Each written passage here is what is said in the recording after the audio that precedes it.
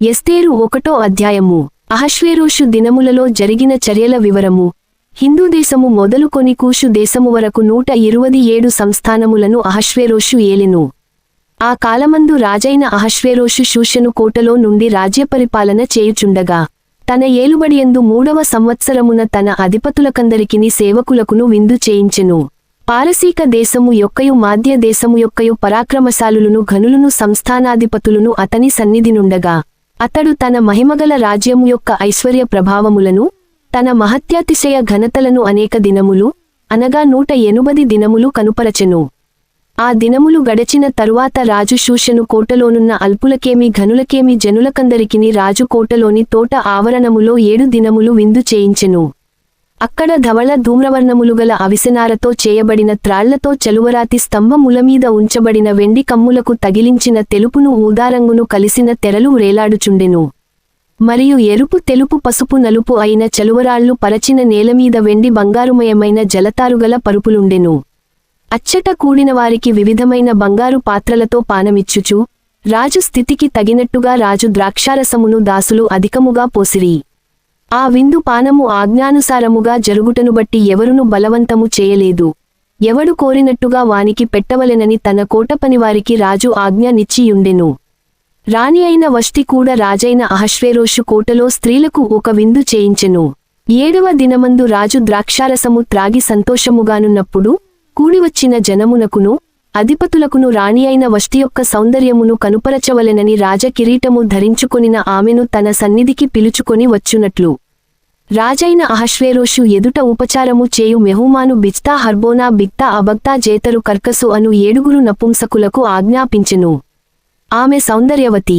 రాణి అయిన వష్టి నపుంసకులచేత ఇయ్యబడిన రాజాజ్ఞ ప్రకారము వచ్చుటకు ఒప్పకపోగా రాజు మిగుల కోపగించెను.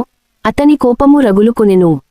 విధిని రాజ్యధర్మమును ఎరిగిన వారందరిచేత రాజు ప్రతి సంగతి పరిష్కరించుకొనువాడుగనుక అతడు కాలజ్ఞానులను చూచి రాణి అయిన వష్టి రాజైన అహష్వేరోషు అను నేను నపుంసకులచేత ఇచ్చిన ఆజ్ఞ ప్రకారము చేయకపోయినందున ఆమెకు విధిని బట్టి చేయవలసినదేమని వారినడిగెను.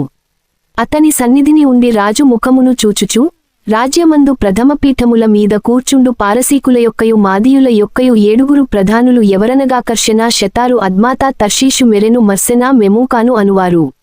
మెమూకాను రాజు ఎదుటను ప్రధానుల ఎదుటను ఈలాగు ప్రత్యుత్తరమిచ్చెను. రాణి అయిన వష్టి రాజు ఎడల మాత్రము కాదు రాజైన అహష్వేరోషు యొక్క సకల సంస్థానములలోనుండు అధిపతులందరి ఎడలను జనులందరి ఎడలను నేరస్తురాలాయెను.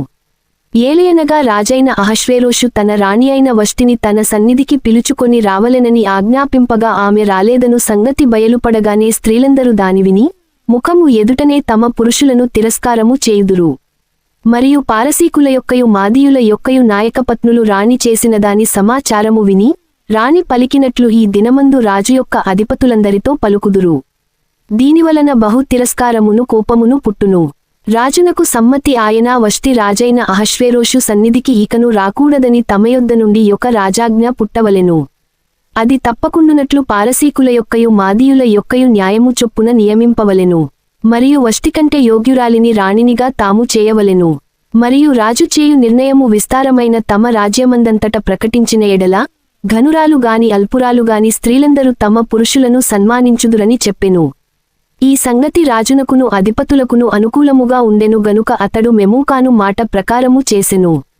ప్రతి పురుషుడు తన ఇంటిలో అధికారిగా నుండవలెననియు ప్రతి పురుషుడు తన స్వభాషననుసరించి తన ఇంటివారితో మాటలాడవలెననియు ఆజ్ఞ ఇచ్చి ప్రతి సంస్థానమునకు దాని వ్రాత ప్రకారముగాను ప్రతి జనమునకు దాని భాష ప్రకారముగాను రాజు తన సకలమైన సంస్థానములకు దానిని గూర్చిన తాకీదులు పంపించెను.